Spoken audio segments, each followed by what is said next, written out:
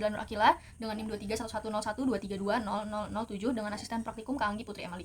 Jadi pada praktikum metabolisme biomolekul kali ini itu saya akan menjelaskan terkait percobaan molekular docking biomolekul, studi kasus, fotosintesis dan siklus Krebs. Jadi pada docking kali ini itu menggunakan aplikasi UCSF Chimera dan Liquidplot Plus.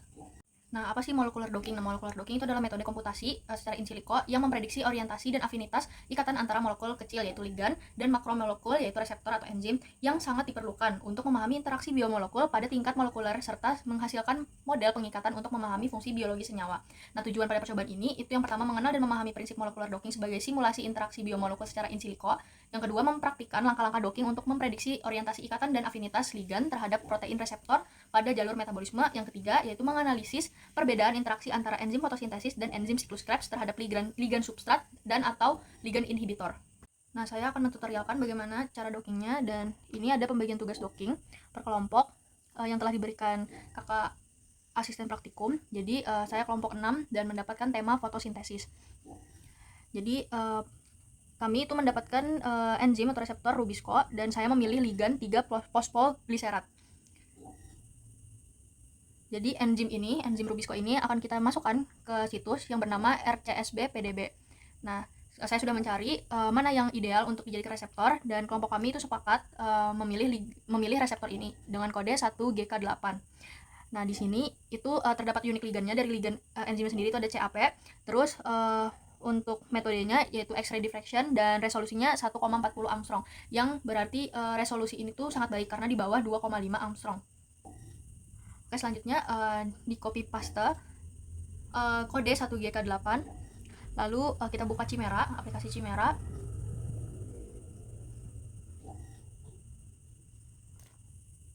Nah, setelah kita membuka UCSF Chimera, itu kita tekan fetch. Terus kita masukkan di bagian PDB-nya itu kode yang ada tadi di RCSB. Kita masukkan 1GK8, terus kita fetch. Nah, ini sudah ada reseptor rubisco tadi. Oke, setelah kita masukkan reseptornya atau enzimnya, ini adalah enzim rubisco. Ini bentukannya. Nah, terus kita simpan dulu, kita simpan terlebih dahulu untuk menganalisis nanti Liquidplotnya. Jadi pada Liquidplot nanti kita menganalisisnya itu senyawa awal, bukan senyawa hasil dari docking autodofina. Oke, agak lama. Terus simpan. Ini agak lama ya.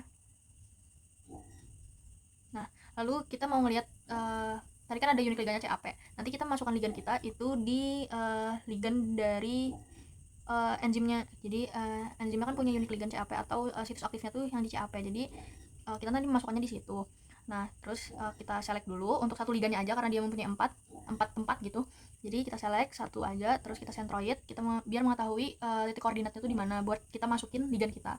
Nah, ini kita centroid, define centroid, nanti apply, terus dapat di reply lock. Nah, ini kita copy paste, kita simpan ke notepad. Nanti dibuka lagi buat mengisi data di autodofina. Udah. Terus kita close, ini juga dihapus.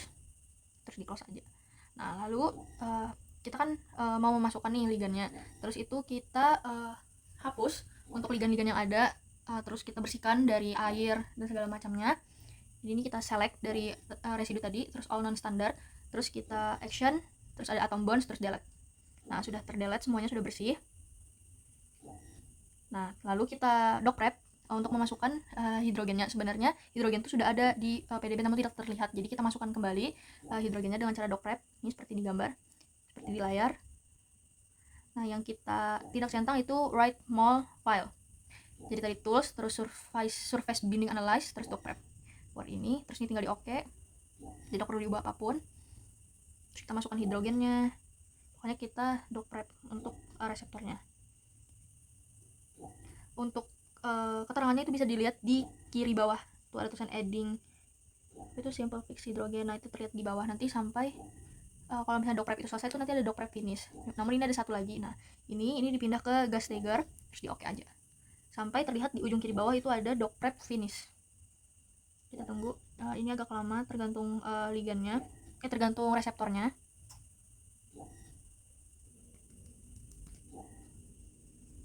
Nah, ini oh ini karena dia ada chartnya, terus di oke aja pokoknya, yang penting gas trigger.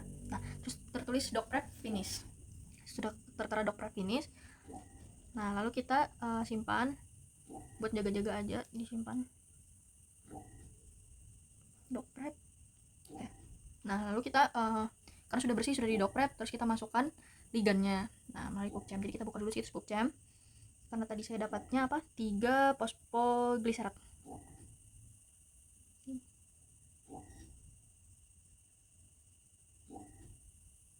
Nah jadi sebenarnya di sini tuh kami sekelompok itu menganalisis ligan mana sih dari yang kami pilih satu-satu itu yang cocok untuk reseptor tersebut. Nah ini tinggal dimasukkan di 3 fosfogliserat, masukkan, terus ada compound CID. Ini tinggal di copy 724, terus dimasukkan tadi ini chimera.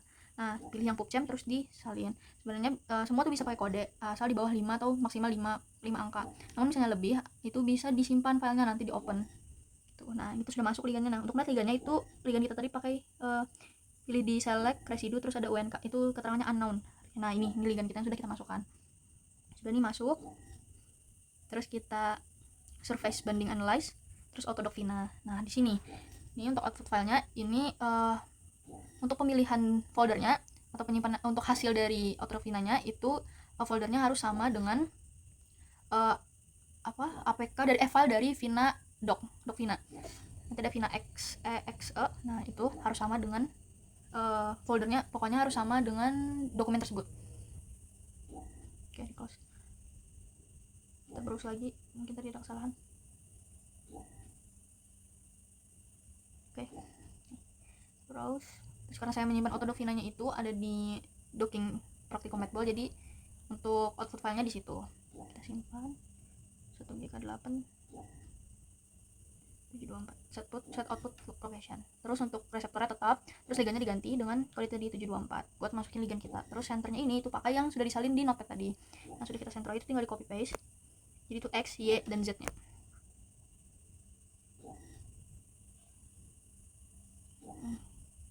Ditarik mbak, ditarik ke kanan. Maaf ya ini amatir ya, ditarik. Nah oke.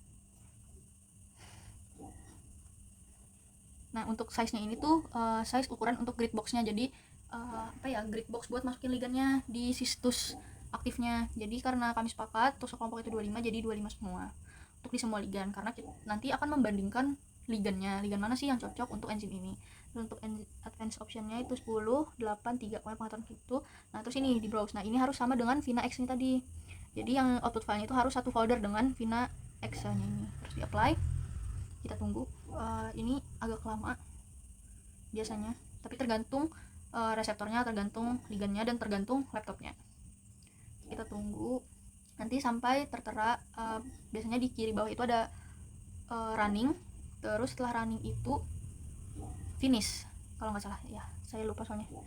Pokoknya running, pokoknya kalau udah running terus finish itu sampai keluar tabel, nanti ada tabel skor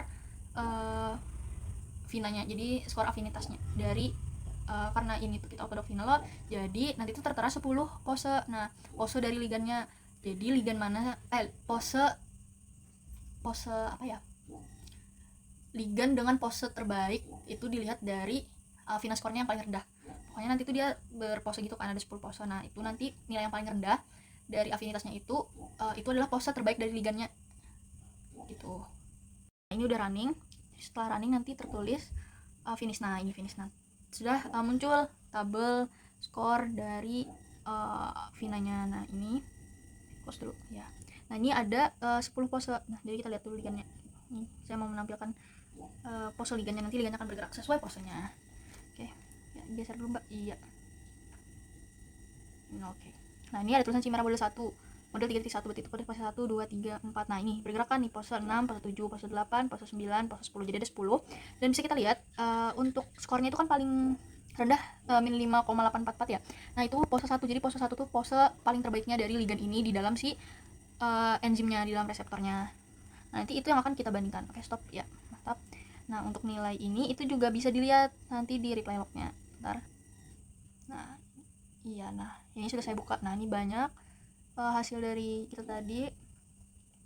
Nah, ini udah dapat tabelnya. Nah, jadi itu ada mode 1 itu posenya 1 2 3 4 5 6 7 8 9 10, terus ada nilainya. Kilokalori per mol.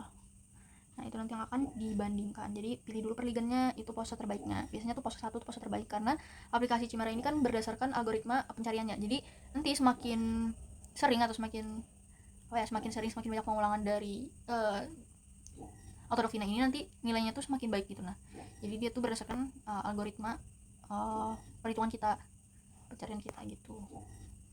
Oke, ini kita persingkat aja. Oke, selanjutnya kita akan menganalisis secara 2 dimensinya menggunakan Leakplot atau Leakplot plus. Nah, ini ada L plus. Oke, ini sudah terlihat Leakplot plusnya. Jadi sebelumnya itu biasanya di program patch dulu. Nah, itu ada muncul ini. Nah, untuk temporary directory-nya itu harus sama foldernya dengan folder dari aplikasi Leak plusnya. Kalau udah kita samakan, kita save. Terus ini kita masukkan senyum kita dengan file open. Terus kita cari mana senyawa awal tadi ya, karena kita mau menganalisis senyawa awalnya. Oke, ini ke kelambat.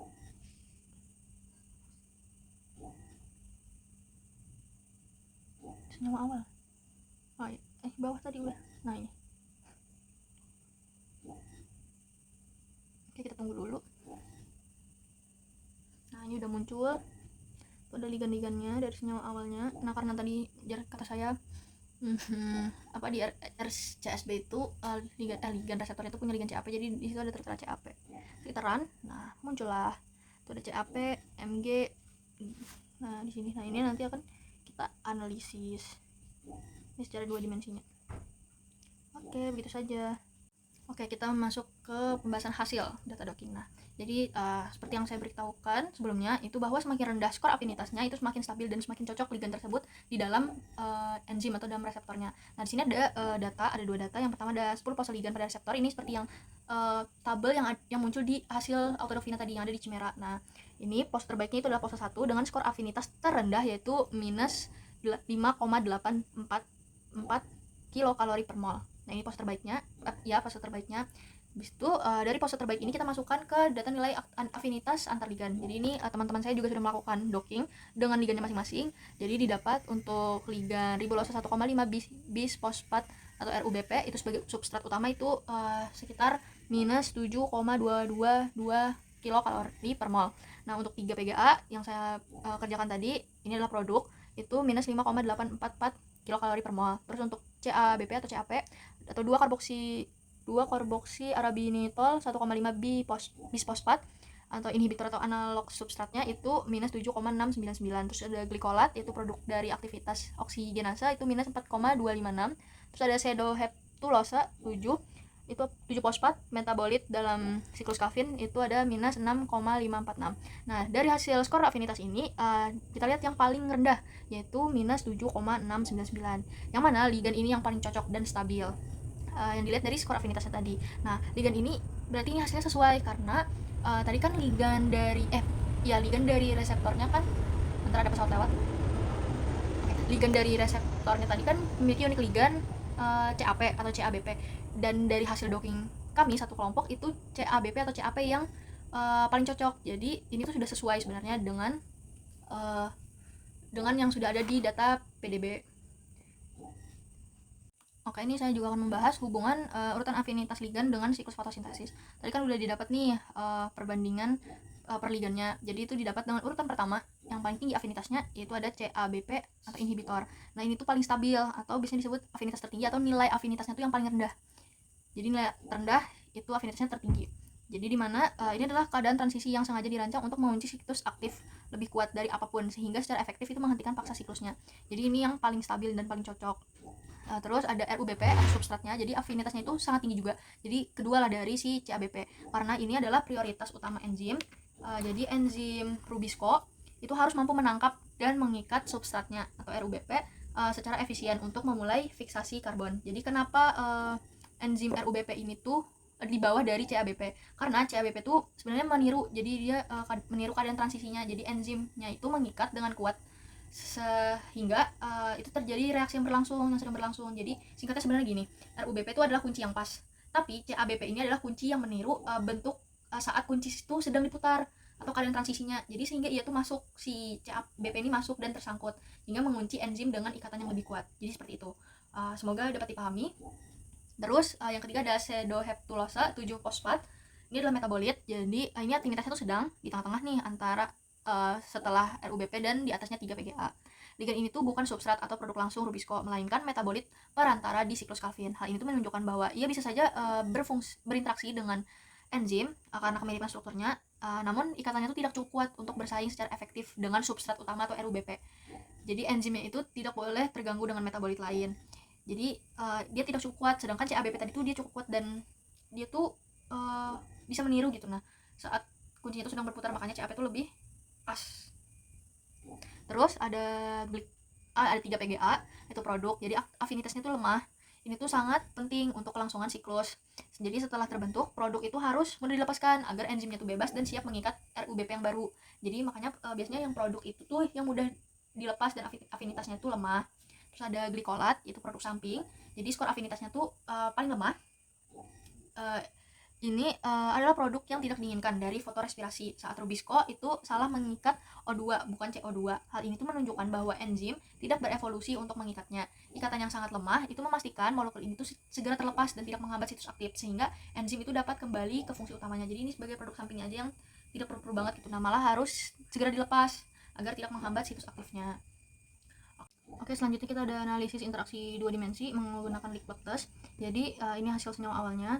Itu temuan utama dari enzim Rubisco dengan kode 1G8 itu adalah ikatan koordinasi logam. Jadi di sini tuh ada pusat interaksi di mana terdapat logam magnesium yaitu Mg yang 1476A itu yang bertindak sebagai lem atau jangkar di pusat situs aktifnya. Terus ada mekanisme jembatan, itu dari ligan ke logam. Itu ligan inhibitor CABP atau CAP itu memegang erat si ion Mg2+ menggunakan 5 atom oksigen spesifik dari strukturnya. Dan enzim ke logam itu juga memegang ion Mg2+ yang sama menggunakan 3 residu asam amino kunci. Nah, 3 residu asam amino kunci itu apa aja? Itu ada ASP203 atau aspartat, terus ada glutamat dengan kode GLU204, terus ada lisin yang termodifikasi atau KCX201. Nah, di sini kenapa sih nggak ada yang kayak di tutorial kakaknya itu ada kayak bulu mata atau garis putus-putus hijau. Nah, bulu mata itu kan menggambarkan interaksi hidrofobik dan garis putus-putus hijau itu menggambarkan ikatan hidrogen. Nah, karena mekanisme pengikatan pada enzim Rubisco ini tuh bersifat spesifik dan didominasi oleh ikatan koordinasi logam.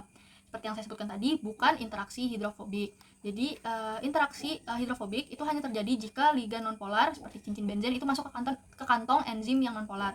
Dan begitu pula pada situs aktif Rubisco itu sangat polar dan bermuatan karena adanya ion Mg2+.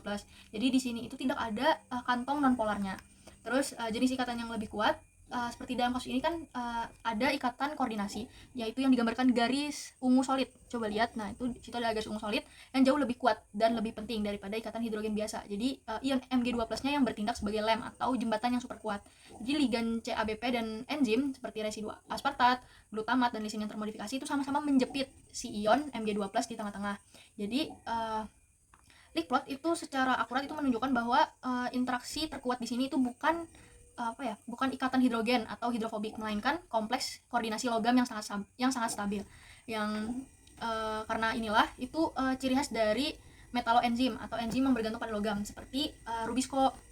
Jadi kenapa nggak ada kayak bulu mata atau garis-garis putus-putus hijau? Ya karena tadi di sini tuh terjadi ikatan koordinasi logam yang kuat. Begitu, teman-teman. Oke, mungkin sekian penjelasan dan tutorial mengenai molecular docking pada enzim Rubisco. Mungkin cukup sampai di sini. Saya tutup. Terima kasih. Sampai bertemu di video berikutnya.